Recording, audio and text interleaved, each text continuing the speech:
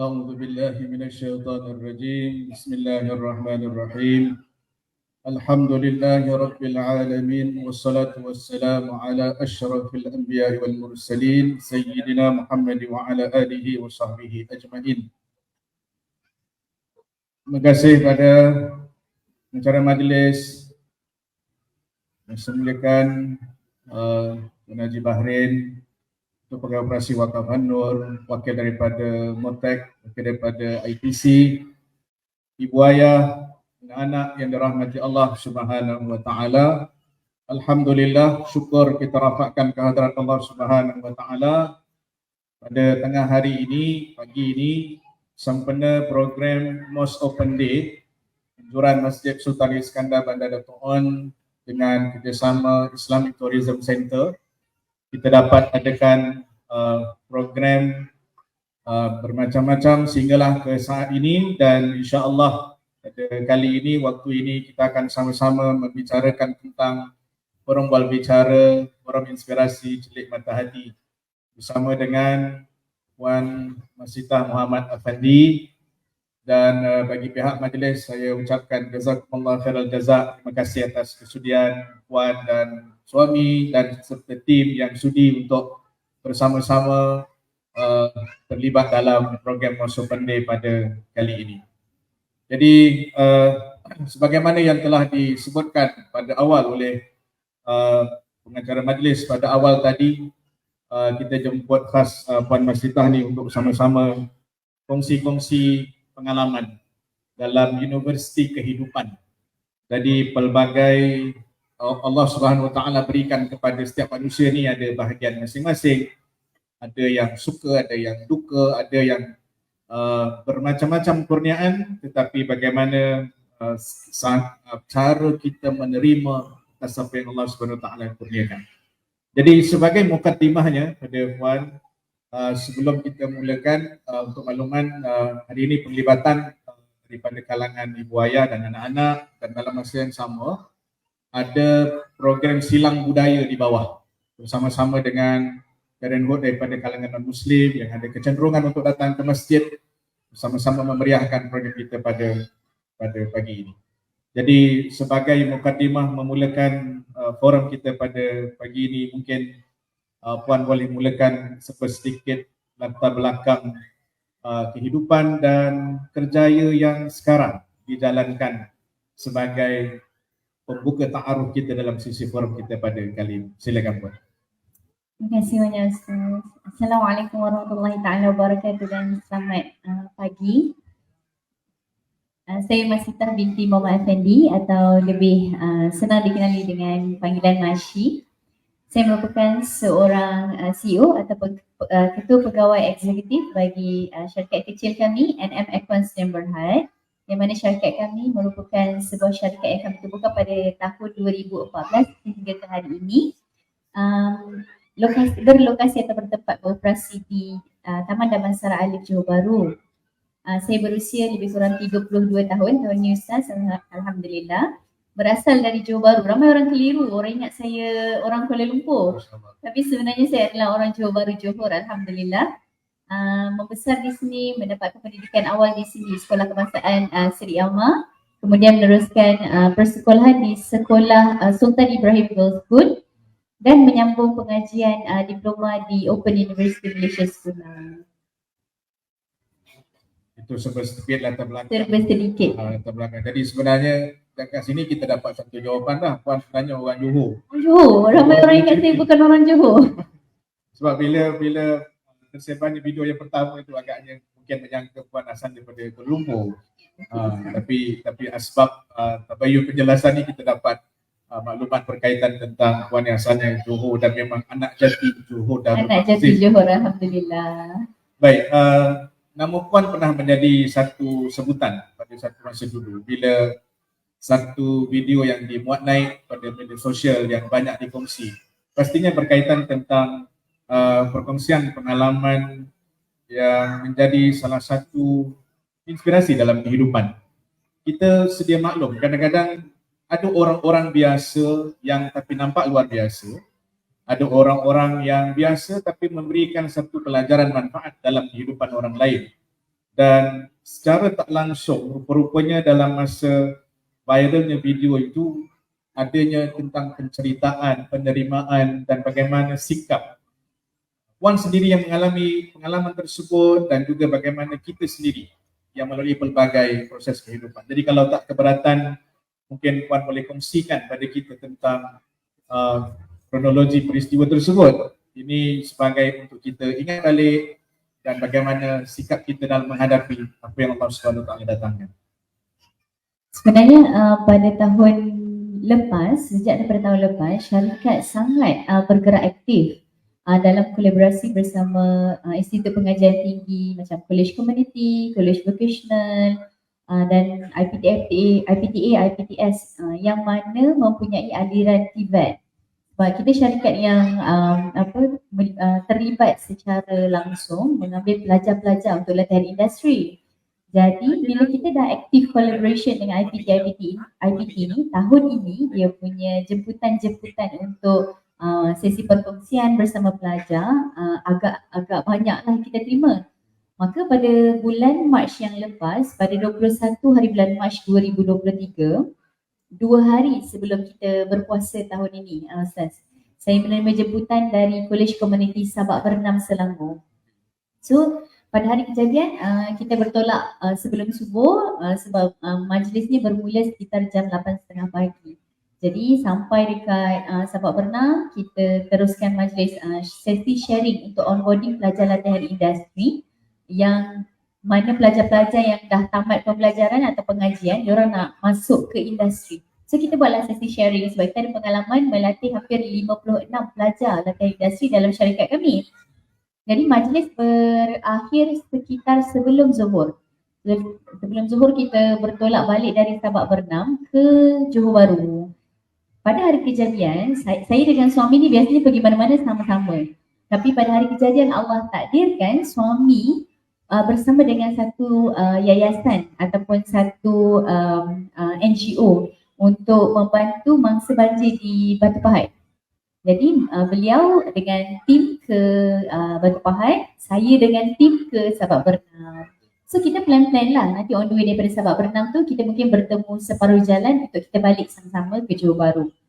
Dan sekitar jam 4 petang, Allah takdirkan kereta yang dipandu oleh staf saya dengan staf ada 4 orang dalam kereta tu lah.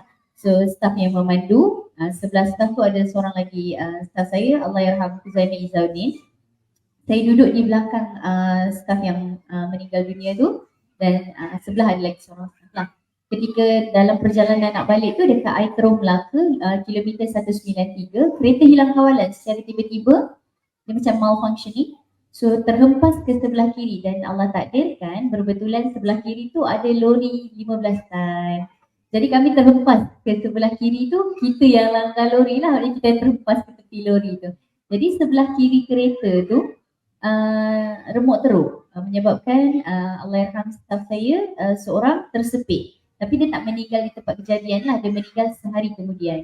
Dan saya duduk dekat belakang dia tu terhempas saya tak berapa pasti saya terhempas ke kerusi ke, terhempas ke tepi ke. Tapi kecederaan daripada kemalangan tersebut, impact dia, saya pecah sebahagian muka daripada sini ke kanan. Hidung saya pecah, ni doktor reconstruct balik. Pipi sebelah kiri retak, pipi sebelah kanan pecah, bahagian mata, tulang atas ni semuanya pecah. So impact tu dia himpit saraf mata saya menyebabkan saya buta on the spot. Dan saya patah kaki kanan. Itu kalau Ustaz tengok tadi saya jalan macam penguin sikit sebab kaki belum betul-betul recover lagi lah. Dan saya ditempatkan di Hospital Air Keruh Melaka, area Air Keruh, saya tak pasti hospital besar atau macam mana. Itu selama 5 hari, kemudian berpindah ke Hospital Pantai Melaka selama 19 hari. Total saya berada di hospital lebih kurang 24 hari. Dan sepanjang dirawat di sana ada 9 plate ditanam di bahagian muka dan kepala untuk reconstruct balik bahagian-bahagian pecah. Termasuklah doktor terpaksa potong sedikit bahagian tengkorak untuk repair selaput bahagian otak yang cedera. Ada besi juga dekat bahagian kaki. Kemudian pada 44 hari selepas kejadian, saya dan tim decided untuk maklumkan kepada kawan-kawan di rakan kawan-kawan di media sosial, sebab saya adalah orang yang agak aktif di media sosial, terutamanya Facebook. So kita buatlah naik satu video, kita terangkan kepada kita punya kawan-kawan keadaan saya, sebab ada orang tahu saya accident tetapi mereka tidak berkesempatan untuk ziarah, so diorang tak tahu condition saya yang sebenar. Sebahagian tu diorang dengar saya accident, diorang ingat accident yang minor accident, diorang tak tahu saya mengalami major accident. So saya beritahu dalam video tersebut keadaan saya dah buta, saya dah tak nampak dan sebagainya. Mata masih function macam biasa, yang tak function adalah saraf dia. So consider mata ni dia hantar message tapi wiring tak sampai. So ramai orang yang macam, betul ke Marsha dah buta? So saya bagi tahu kat dalam video tersebut. Cuma saya maklumkan jugalah, saya okey, jangan risau dan sebagainya. Tak sangka pula video tersebut menjadi viral. Lebih kurang macam itulah kronologinya, Ustaz. Kurang-kurangnya dia macam pulang siap balik apa yang Pak Marsha kongsikan pada kita dalam sesi video itu. Cuma kita pergi soalan berikutnya. Suami dapat tahu daripada siapa? Dan bila kejadian berlaku beberapa waktu lepas dimaklumkan pada keluarga yang terdekat, siapa yang maklumkan? Suami dapat tahu daripada staf yang ada dalam kenderaan dengan saya, staf yang mengalami sebarang kecederaan. So masa tu sepatutnya mereka memang expected call daripada saya untuk tahu kita dah sampai mana. Tiba-tiba staf yang call, dia bagi tahu kami terlibat kemalangan. So dari Batu Pahat, suami terus shoot ke lah, dan dimaklumkan ambulans dah ambil, so dia terus ke hospital yang ambulans bawa saya. Daripada hospital, suami hanya maklumkan kepada ibu dia dan juga kawan baik saya. Kemudian kepada keluarga kami lah, keluarga saya lah. Lepas tu barulah the rest baru dia spreading out the words lah kepada orang-orang terdekat dan sebagainya. Pada hari yang sama juga. Sampai sekarang memang masih tak nampak. Saya buta jenis kategori B1, Ustaz. B1 ni buta yang pitch black, maknanya dia hitam gelap terus. Terus tak nampak. Sedikit sebanyak yang Puan Marsha kongsikan pada kita ni ada, ialah kita dengar dalam pelbagai kefahaman dan pelbagai ada yang mendapatkan inspirasi daripada mengikut kefahaman masing-masing. Sebab itu kan dalam pepatah bahasa Arab ada disebut tentang satu ungkapan man dhafa araf man lam yaduk la yadri. Siapa yang rasa dia tahu, siapa yang tak rasa dia tak tahu. Cumanya pengalaman dalam industri kehidupan ni satu benda yang kita tak jumpa dekat sekolah, satu benda yang kita tak jumpa mengikut aturan Allah Subhanahu Wa Taala masing-masing. Sebab kalau kita faham hadis Nabi kan, Nabi kata la yughni hadrat min hadar. Sifat hati-hati kita tu kadang-kadang tak boleh menghalang apa yang Allah katakan. Walaupun kita dah buat siapkan yang sebaik-baiknya. Tetapi sebab itu dia terletak kedudukan yang ke-6. Cuma mungkin Puan Marsha boleh kongsikan pada kita apa hikmah agaknya daripada mengikut pengalaman Puan Marsha sendiri yang boleh kongsikan pada kita hikmah yang Puan Marsha dapat dalam keadaan terus nobar saja baik dengan Allah dalam kehidupan yang dialami sampai ke hari ini yang boleh dikongsikan pada kita. InsyaAllah, tabarakallah. Setakat ini Ustaz, setakat ini saya boleh kongsikan atas hikmah yang saya belajar ataupun learning point dari aku yang saya dapat. Apa bila dia nak bagi sekelip mata, bila saya dalam sebelum saya berada dalam keadaan yang sekarang, dalam keadaan celik, saya merasakan untuk mendapatkan sesuatu itu saya perlu berusaha terlalu, dan most of the time apa yang saya dapat adalah saya waktu sebelum ini adalah konon-kononnya hasil dari usaha saya sendiri sebelum saya direzekikan merasai pengalaman buta ini.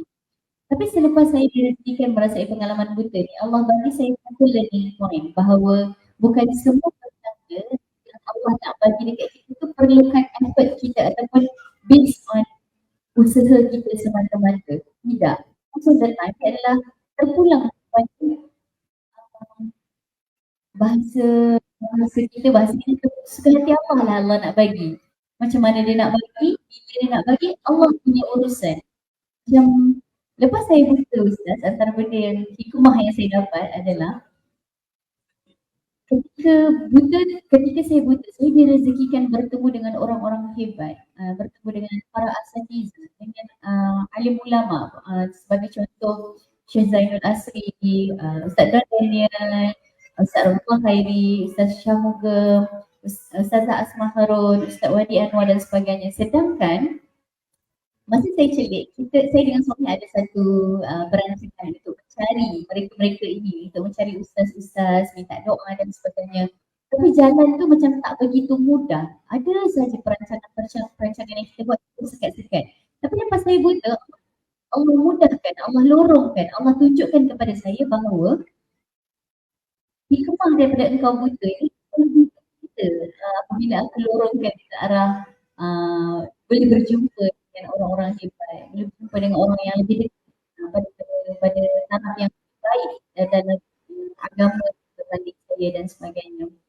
Kemudian dan salah satu hikmah yang saya belajar baru-baru ini juga adalah asbab daripada kebutaan ini Allah rezekikan mata saya untuk berehat dengan sangat panjang, membolehkan saya boleh bangun awal petang. Jadi itu adalah rezeki atau hikmah yang paling besar yang saya belajar. Alhamdulillah. Daripada sudut boleh satu sudut Puan masih beranggapan dari sebalik musibah Allah datangkan ni masih sendiri musibah kita ada satu kebaikan yang lebih banyak diperolehi. Betul. Itu satu pelajaran yang bagus untuk kita juga sebab celik tapi tak nampak tapi celik. Dia ada dua istilah yang berbeza. Sebab tu saya nak kaitkan pada soalan berikutnya berkaitan tentang tajuk kita pun pagi ini berkaitan tentang celik mata hati. Pandangan mata zahir sekarang pun masih tak nampak. Tetapi mungkin Allah celikkan lagi pandangan mata hati yang dapat dirasakan sampai hari ini dan tak semua orang dapat pengalaman seperti itu. Dan mungkin Puan masih boleh lanjutkan lagi berkaitan tentang sekarang ni pandangan mata tak nampak. Tapi macam mana hati itu berfungsi dengan baik, connection dengan Allah. Sebelum ni bagaimana connection dengan para ulama yang sebelum ni diimpikan, tetapi rupa-rupanya Allah bagi kau nak campur, nak dekat dengan ulama, aku bagi satu begini, tapi mudahnya untuk perjalanannya yang sedemikian. Mungkin Puan masih boleh kongsikan sebelum ni nampak tapi ada macam-macam kekangan. Tapi sekarang ni hati itu sendiri connection dengan Allah tu yang boleh kita dapatkan sesuatu daripada pengalaman. Masya Allah, tabarakallah. Ketika, kalau saya boleh kongsikan Ustaz, ketika menerima jemputan forum atau bual bicara ini, saya minta PA saya request soalan terlebih dahulu. Daripada soalan ini sebenarnya, saya mengambil masa beberapa waktu untuk memahami atau mencari jawapan yang paling sesuai untuk saya kongsikan. Kerana saya takut sebenarnya bila nak katakan tentang celik mata hati ni Ustaz. Terus terang saya katakan kerana boleh jadi pada pandangan orang lain begitu. Maksudnya, mungkin mata dia dah tak nampak, Allah buka hati dia untuk nampak sesuatu. Tetapi saya tak berani nak declare apa-apa sebab pada waktu ini, ketika ini saya masih merangkak-rangkak mencari cinta Allah, memahami bahasa cinta Allah melalui apa yang Allah rezekikan ke atas saya. Baik dari sudut nikmat atau baik dari sudut ujian. Dan saya menganggap ini sebagai gurauan Allah kepada saya lah. Tapi kalau kita relatekan dengan soalan Ustaz tadi tentang celik mata zahir dan celik mata hati, saya merasakan apabila direzekikan kebutaan ini, Allah sedikit sebanyak mengajar saya untuk memahami perkara-perkara yang saya lalui dalam kehidupan selepas buta ini dengan lebih tenang, dengan tanpa sebarang distraction. Bermaksud, kalau sebelum ini apabila saya bertemu dengan orang-orang atau saya adalah orang yang memang recharge energi saya dengan bertemu dengan orang. Tetapi sebelum ini apabila bertemu dengan orang, saya tend untuk judge orang berdasarkan pandangan mata zahir. Saya tend untuk melihat body language orang lain atau saya tend untuk menilai permasalahan yang beliau lalui apabila beliau kongsikan dengan saya based on mata zahir saya sahaja. Mungkin ada sedikit saya try gunakan mata hati tetapi level kefahaman tu agak berbeza sebelum ini. Tapi Alhamdulillah apabila direzekikan kebutaan ini, saya tidak dapat melihat body language orang, air muka orang dan sebagainya, maka saya perlu gunakan skill mendengar. Dan rupa-rupanya apabila kita gunakan skill mendengar dengan lebih banyak berbanding menggunakan sense mata kita ataupun kita punya kemampuan melihat itu, kita mendengar itu dibawa masuk ke dalam level kefahaman yang berbeza. Kita dengar daripada tone suara orang, kita mendengar daripada penggunaan perkataan yang digunakan, menyebabkan saya lebih memahami orang lain, saya lebih memahami satu-satu situasi, saya lebih memahami satu-satu keadaan berbanding ketika saya boleh melihat. Maka saya menganggap itu boleh jadi maksud celik mata hati yang cuba ataupun yang sedang Allah ajarkan kepada saya. Boleh jadi. Cuma setakat apa yang berlaku kepada saya dalam 6 bulan ini, itulah yang saya belajar, yang mana Allah rezekikan level kefahaman pada cara dan kaedah yang berbeza. Maka saya lebih mudah ataupun level of empathy saya terhadap orang lain lebih tinggi berbanding sebelum ini. Proses sekarang dah masuk bulan yang ke-6. Bulan yang ke-6, Ustaz. Bulan yang ke-6 dengan pengalaman kehidupan yang satu sudut Puan Masih kita tak merasainya, Puan Masih merasainya dalam satu ayat gurauan dari Allah dalam perjalanan hidup yang menakjubkan. Sebab itu sebelum kita pergi soalan berikutnya, Puan Masih banyak menyebutkan kepada kita dalam banyak perkara. Kita kalau tengok secara umum kan, betul tadi dalam ayat ini menyatakan kita tak boleh tanya apa Allah buat pada kita, tak boleh. Dan itu tak sesuai dan tak boleh ditanya. Tapi Allah berhak tanya untuk apa kita buat. Dan perkara itu tak boleh ditanyakan semula pun. Membezakan antara Khalik punya kekuasaan dengan kita punya yang terhad dengan serba kekurangan. Dan bila kita sampai kepada satu peringkat kita mula bersangka buruk dengan Allah, maka itu musibah paling awal menimpa kepada hati. Dan pelajaran banyak kita dapat daripada Puan Masih punya perjalanan kehidupan adalah dengan sangka baik pada Allah. Kita beriman kepada qada dan qadar ni bukan yang baik sahaja, hatta yang buruk pun. Dan itulah diletakkan rukun iman yang ke-6. Kalau 1 sampai 5 selesai, rukun 6 yang ke-6 ni ada masalah, dia akan memberikan problem yang besar pada 5 rukun iman yang atas. Jadi mungkin Puan Masih boleh kongsikan mengikut pengalaman sendiri yang kita katakan, bukan untuk Puan Masih, jangan ingat sebagai ustazah, tidak, sekadar untuk kongsi-kongsi. Risau juga saya. Untuk kita kongsi-kongsi pengalaman. Mungkin Puan Masih ada pandangan dan juga pesanan kepada kita sedikit berkaitan tentang cara bersangka baik dengan Allah sebelum dan kemudian selepas Allah Subhanahu Wa Taala datangkan peristiwa itu. Masya Allah, tabarakallah. Kalau nak katakan tentang tips macam mana kita nak terus bersangka baik dengan Allah, ada beberapa perkara yang saya pegang daripada sebelum ini sampai ke sekarang, Ustaz. Saya berpegang bahawa tak ada satu pun takdir kita ni adalah takdir yang buruk. Dan saya selalu merasakan bahawa Allah tidak pernah menjadikan kita mangsa. Kita bukan mangsa keadaan, kita bukan mangsa takdir. Apa sahaja yang Allah naratifkan jalan cerita kepada kita dalam kehidupan kita, baik dalam yang kita nampak baik atau baik yang kita rasa macam tak baik, tapi sesungguhnya Allah dah bagi tahu dalam Al-Quran. Saya tak ingat ayat keberapa, nanti Ustaz boleh bantu. Allah kata kadang-kadang apa yang kita rasa baik untuk kita boleh jadi tak baik untuk kita. Tapi kadang-kadang ada benda yang kita rasa tak baik untuk kita sebenarnya baik untuk kita.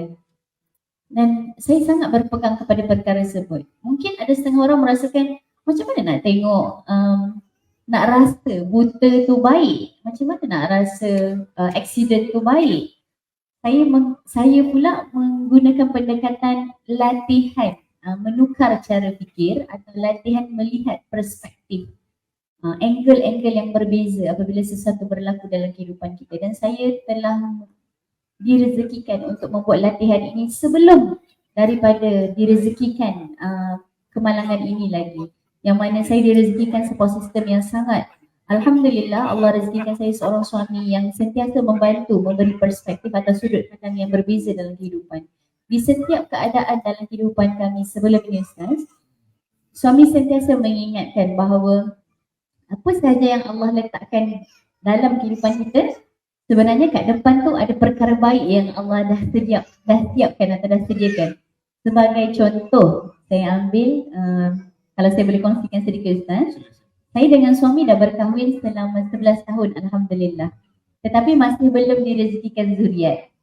Dan over the years, setiap tahun atau setiap anniversary, kami saling mengingatkan antara kami bahawa ini yang terbaik. Tak ada anak itu yang terbaik. Boleh jadi yang terbaik. Cuma kita tak tahu kenapa. Dan kita tidak mempersoalkan kepada Tuhan kenapa. Itu tips dia. First kali jangan question. Macam yang Ustaz cakap tadi. Kita tak layak nak mempersoalkan. Tak boleh nak mempersoalkan. Maka jangan persoalkan. Apa sahaja yang berlaku dalam kehidupan kita, first kali cakap, it's okay Allah, it's okay. Ini yang terbaik untuk aku. Cuma aku tak tahu apa hikmahnya. So relax. Tengok, tenang. Jangan soal, jangan banyak bertanya-tanya kepada Allah. Jangan terlalu banyak letakkan kerisauan dalam hati atau takut sangat dalam hati. Ya betul Allah campakkan ketakutan ke dalam hati manusia. Tetapi sebenarnya apabila Allah campakkan ketakutan, kerisauan dalam hati manusia ni bukan untuk kita banyak mempersoalkan kerja Tuhan. Tapi lebih kepada Allah nak kita perkukuhkan tali pergantungan dan pengharapan kita kepada Allah semata-mata. Itu tips yang kedua. Letakkan pengharapan kita secara total hanya kepada Allah semata-mata. Kemudian yang ketiga, macam bila relate kembali kepada soalan kepada cerita saya tadi Ustaz tentang saya tidak mempunyai zuriat. Bila accident ni Ustaz, saya nampak hikmahnya. Alhamdulillah, patutlah Allah tak bagi anak dulu. Patutlah Allah tak bagi anak selama 11 tahun ni sebab Allah nak bagi saya buta sekarang. Kalau Allah bagi anak saya macam mana? Jadi saya rasa macam Masya Allah tabarakallah, sesungguhnya naratif jalan cerita yang Allah tetapkan dari dulu sampailah ke akhir hayat kita nanti insya-Allah adalah yang paling terbaik untuk kita kerana dialah yang maha mengurus, mentadbir, memelihara dan menjaga kita. Maka dia akan uruskan, dia akan takbir, dia akan memelihara kita sebaik-baiknya insya-Allah. Dengan keyakinan yang itulah maka akan memudahkan kita bersangka baik terhadap apa sahaja yang Allah letakkan dalam jalan takdir kita insya-Allah. Sedikit berkaitan tentang panduan kepada Puan Masih berkaitan tentang husnudzan kepada Allah Subhanahu Wa Taala. Jangan bertanya kenapa, tetapi sekurang-kurangnya macam Puan Masih punya perkongsian, nak kata jumpa jawapan pun ia juga, nak kata jumpa hikmah pun ia juga setelah beberapa persoalan yang mungkin timbul dalam fikiran. Cuma kan betul nak dapat sangka baik dengan Allah ni seperti mana kita sedia maklum. Kalau kenapa kadang-kadang muncul adanya sangka buruk kepada Allah? Kata para ulama, jawapan pertama sebab kita belum kenal Allah betul-betul. Ma'rifah ni paling awal. Kalau kita kenal Allah betul-betul, kita akan tahu kasih sayangnya mengatasi daripada kemurkaan, limpahan rahmatnya mengatasi daripada kita buat macam mana pun Allah Subhanahu Wa Taala tetap bagi dengan apa juga yang didatangkan kepada kita. Dan boleh tak saya nak kaitkan sikit lagi soalan ini berkaitan tentang adakah Puan Masih rasa ada jumpa jawapan yang mungkin selama ni dalam kehidupan sebelum ni mungkin ada persoalan-persoalan bukan untuk mempertikai tetapi untuk mencari hikmah yang tersembunyi, dan kita menanyakan soalan dalam proses muhasabah pada diri bukan untuk mempertikaikan apa yang Allah Subhanahu Wa Taala buat. Ada yang jawapan-jawapan yang mungkin muncul sebelum dan kemudian jawapan itu muncul selepas peristiwa yang berlaku. Masya Allah tabarakallah. Menemui hikmah kalau macam yang saya kongsikan tadi itulah Ustaz yang kita tengok kenapa orang lain kahwin ada anak, kenapa aku kahwin belum ada anak kan. Tapi after 11 years Allah datangkan peristiwa ini maka saya dapat jawapannya. Tapi the ultimate answers of all yang saya dapat adalah yang pertama sekali adalah hidup ni tak lama, sekejap sahaja. Itu yang pertama sekali.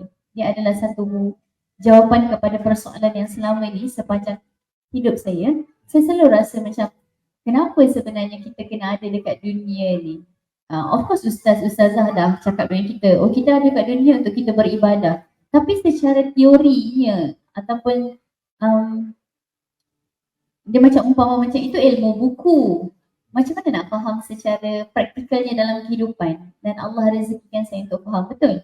Masa kemalangan, pada hari kejadian, pada hari kemalangan, saya berada pada satu masa yang mana seolah-olah, perasaannya seolah-olah diberi pilihan antara nak teruskan hidup atau balik je lah. Maksudnya meninggal dunia. Tapi pada waktu itu, ketika diberi pilihan tersebut, dalam keadaan yang saya separuh sedar atau disoriented, saya masih memilih untuk hidup. Dan ketika itu janji saya tak banyak, Ustaz. Saya janji saya nak beri manfaat kepada lebih ramai orang. Saya cakap, ya Allah, ya Tuhanku, bagi aku chance. One last time. One last time ya. Aku dah percaya memang aku hidup bukan untuk perkara-perkara lain. Bukan untuk risaukan tentang kawan, bukan untuk risaukan tentang perniagaan terlalu sangat, bukan untuk risaukan tentang harta dan sebagainya. Walaupun bunyi dia macam klise, tapi pada keadaan yang kita diambang antara hidup dan mati, saya hanya janji dengan Allah, saya nak hidup, bagi saya chance sekali lagi supaya saya dapat balik beribadah dan saya dapat balik memberi manfaat kepada orang lain. Saya nak mati dalam keadaan saya memberi impact kepada lebih ramai orang. Dan saya temukan jawapan bahawa sebenarnya dalam kehidupan kita ni, kita kena pegang pada prinsip yang berbalik pada sabda Rasulullah SAW, yang mana Rasulullah kata sebaik-baik manusia adalah manusia yang paling bermanfaat atau memberi banyak manfaat kepada lebih ramai orang. Dan saya nak jadi orang tu. Dan saya jumpa bahawa sebenarnya tujuan hidup adalah seperti mana yang Rasulullah suruh, menjadi orang yang lebih bermanfaat dan kemudian balik beribadah kepada Allah. Itu sahaja. Baik.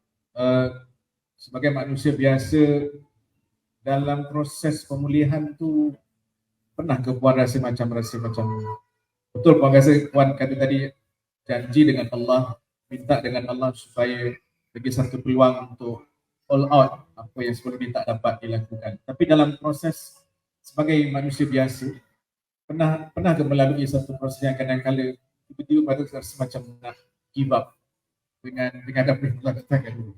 Sebelum buta, ya. Okay.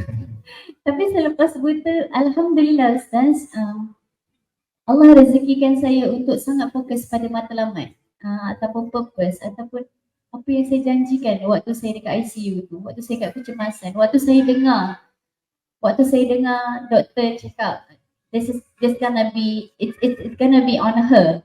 Maksudnya doktor kata saya kuat semangat ke tak? Kalau saya tak kuat semangat, insya-Allah Sadaqallah, ada macam tu. Masih boleh dengar lagi masa tu? Saya tidak berada dalam keadaan koma, tidak berada dalam keadaan pingsan. Semua suasana ataupun perbualan yang berlaku di sekeliling saya, daripada dalam kereta sampai dalam ambulans, sampai ke hospital, semua saya boleh dengar dengan sangat jelas.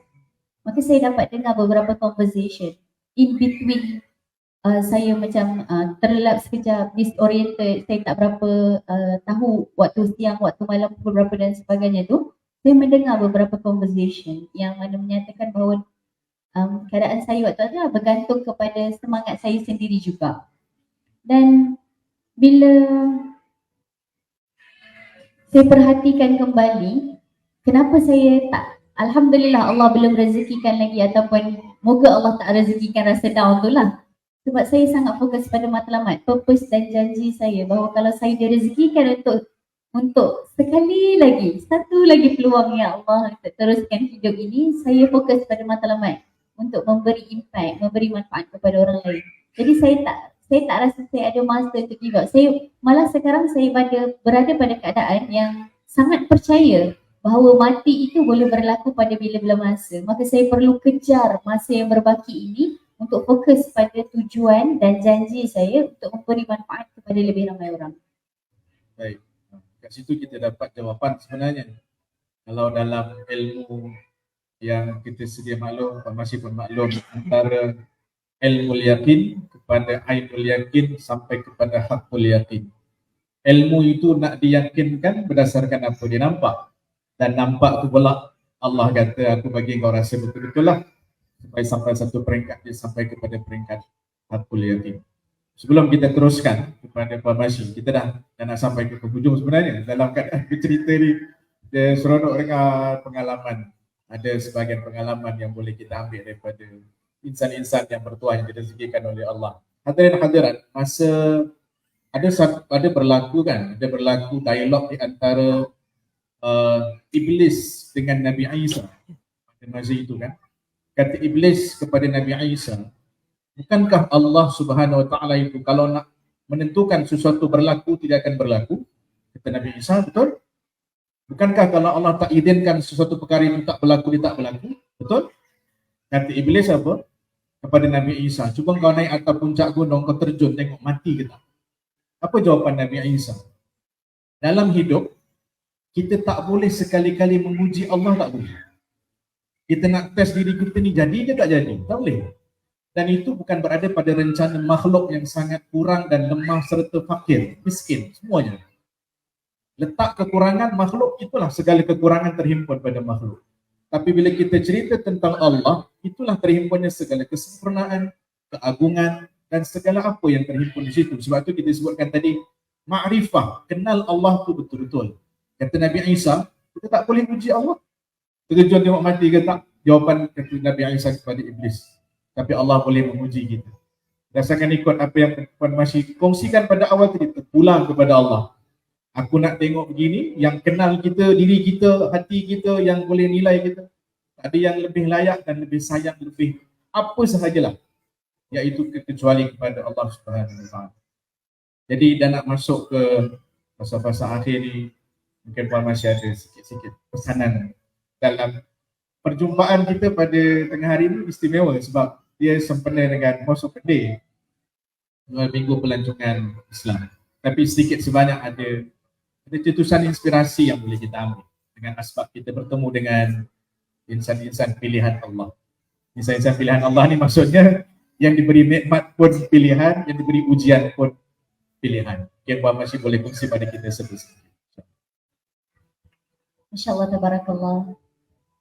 Kalau saya boleh kongsikan satu perkara yang sentiasa menjadi faktor yang buat saya rasa tenang melalui apa yang sedang saya lalui sekarang ni Ustaz, adalah meletakkan kebergantungan dan kepercayaan kepada Allah itu perkara paling depan dalam kehidupan kita. Saya pernah kongsikan kepada satu crowd jemputan minggu lepas Ustaz. Kita Ustaz, kalau kita naik kapal terbang, kita tak pernah pergi ke kokpit dan ketuk, Assalamualaikum, Encik Pilot, kita tanya kan. Nak tanyalah berapa jam dah flying hours Tuan, berapa tahun dah Tuan bawa kapal terbang dan sebagainya before kita nak fly. Kita tak pernah tanya. Kita letakkan kepercayaan bahawa insya-Allah pilot ni boleh drive kapal terbang ni, boleh flykan kapal terbang ni ke destinasi yang kita nak pergi. Paling-paling pun kita duduk dekat seat kita, kita baca bismillah, tawakkaltu Allah. Lepas tu kita baca doa naik kenderaan. Lepas tu kita berserah. InsyaAllah pilot ni boleh bawa kapal terbang dengan baik sampai ke tempat kejadian. Itu pilot. Pilot hamba, pilot masih lagi makhluk, masih lagi ada keterbatasannya. Dan sebenarnya dalam kehidupan kita ni dipandu oleh Allah. Dan kenapa yang memandu itu maha kuasa, maha sempurna, tak ada apa pun cacat celanya, paling bijaksana, maha mengurus dan maha segala-galanya, maha besar pada segala-galanya. Kenapa perlu kita bertanya-tanya terlalu banyak persoalan? Kita tak percaya ke? Maka hari ini mesej yang ingin saya sampaikan adalah apa sahaja keadaan dalam kehidupan kita, jangan terlalu banyak bertanya-tanya. Percaya, yakin je setiap apa yang Allah naratifkan dalam kehidupan kita, itu yang terbaik. Dan insya-Allah kita ni cuma pelakon saja atas muka dunia dia. Buat yang terbaik, lakonkan watak kita dengan terbaik, insya-Allah awardnya nanti Allah bagi dekat akhirat sana, insya-Allah. InsyaAllah, mudah-mudahan. Sikit lagi mungkin Puan masih boleh tambah untuk kalau ada orang-orang yang sering ada rasa putus asa dalam kehidupan. Dia nak cari semangat, dia macam gundah gulananya lebih dominan dalam diri dia daripada keyakinan. Mungkin ada sama sikit Masya Allah, tabarakallah. Cari support system yang sangat bagus. Bercampur dengan circle yang akan memberi energi kepada kita, memberi kata-kata positif kepada kita, memberi perspektif-perspektif atau sudut pandangan yang positif kepada kita. Siapa orang sekeliling kita menentukan siapa kita. Ada satu, saya tak ingat hadis atau apa, Ustaz bantu lagi sekali Ustaz. Dengan siapa kita berkawan, kalau kita berkawan dengan penjual minyak wangi, maka kita akan wangi. Kalau kita berkawan dengan tukang besi, maka kita akan bau besi. Jadi untuk jadi orang yang kuat, untuk jadi orang yang positif, untuk jadi orang yang optimistik, support system sangat penting, circle kita sangat penting. Seterusnya, fokus kepada matlamat kita, fokus kepada tujuan kita, fokus kepada goals yang kita nak capai. InsyaAllah itu akan membantu alih perhatian daripada masalah kepada matlamat dan penyelesaian semata-mata. Kemudian yang terakhir Ustaz, jangan pening-pening nak urus benda yang kita tak boleh urus. Manage apa yang kita boleh manage sahaja. Benda di luar kawalan. Sebagai contoh, buta ini di luar kawalan saya Ustaz. Tetapi apa yang saya boleh kawal adalah cara saya respon terhadap ujian ini. Cara saya respon terhadap gurauan Allah yang satu ini. Jadi kita uruskan atau respon perkara yang kita boleh respon dan bukan semua perkara perlukan respons kita. Itu saja Ustaz. Terima kasih banyak. Mudah-mudahan ada sedikit sebanyak. Dia ada ringkas tapi padat. Sebab kalau saya buat kesimpulan yang mudah, Puan Masih sebut ni dalam penceritaan pada hari ini, Allah boleh beri apa sahaja dan kita kena terima apa sahaja. Jadi soal-soal kenapa, bagaimana itu kita serahkan kepada Allah. Manusia ni kalau dia berusaha dan kemudian dia terlupa kepada Allah, maka dia jadi orang yang sombong. Tapi kalau semata-mata bergantung kepada Allah, meninggalkan usaha, ini orang yang sia-sia pula. Jadi kita ambil dua-dua, ada usaha yang kita buat dengan penuh kesungguhan dan selebihnya kita serah kepada Allah. Itulah sifat kita sebagai orang beriman yang namanya tawakal. Jadi saya rasa serba sedikit dalam perkongsian yang sederhana, tidak terlalu panjang, tidak terlalu pendek, mungkin kita boleh dapat hasil pertemuan pertama kali yang mungkin pertama kali bersua muka dengan Puan Masih dan suami termasuk saya. Mudah-mudahan ada sedikit sebanyak kita mendapatkan manfaat dengan asbab kebaikan-kebaikan. Sebab Rasulullah sebut kullu kalimatin thayyibah sadaqah. Setiap kalimah-kalimah yang baik itu juga merupakan sedekah. Jadi mudah-mudahan ada jariah manfaat yang dapat dikongsikan oleh Puan Masih dan suami serta tim ada kita pada tengah hari ini. Sebelum saya akhiri, bagi pihak majlis saya ucapkan terima kasih banyak Puan Masih. Terima kasih Ustaz. Terima kasih pihak Wakaf An-Nur sudi menjemput. InsyaAllah mudah-mudahan ini bukan pertemuan kali pertama. InsyaAllah nanti akan ada pertemuan yang berikutnya. Bersama kita terlibat dalam membangunkan berkongsi manfaat sesama insan insyaAllah. Jadi sebelum kita akhiri, kita sama-sama doakan dalam majlis yang baik ini. Kita doakan Puan Masih, suami serta tim, mudah-mudahan Allah limpahkan sebaik-baik keadaan kepada beliau. Allah kurniakan terus kekuatan kepada beliau, hati yang terus ta'alluqnya kepada Allah berterusan, istiqamah pada kebaikan, dan mudah-mudahan segala niat-niat yang baik yang telah ditekadkan dalam hati, moga-moga Allah terjemahkan dalam bentuk amalan yang terus memberikan cita-cita Puan Masih untuk berikan manfaat kepada semua insan-insan yang pernah beliau jumpa dan beliau pernah berbicara. Mudah-mudahan kita yang hadir juga pada tengah hari ini mendapat manfaat berjumpa dengan insan-insan pilihan Allah dalam bentuk cara yang Allah Subhanahu Wa Taala datangkan, dan moga-moga pertemuan kita ini datangnya dengan rahmat, berpisahnya juga dengan keampunan dan keredaan dari Allah Subhanahu Wa Taala insya-Allah. Amin ya rabbal alamin. Jadi terima kasih sekali lagi kepada Puan Masih dan suami serta tim, dan insya-Allah moga-moga ada masa panjang umur nanti kita jumpa lagi pada waktu-waktu yang lain. Dan saya sudahi dengan hadza wa billahi taufiq wal hidayah. Assalamualaikum warahmatullahi wabarakatuh. Saya kembalikan majlis kepada pengacara majlis.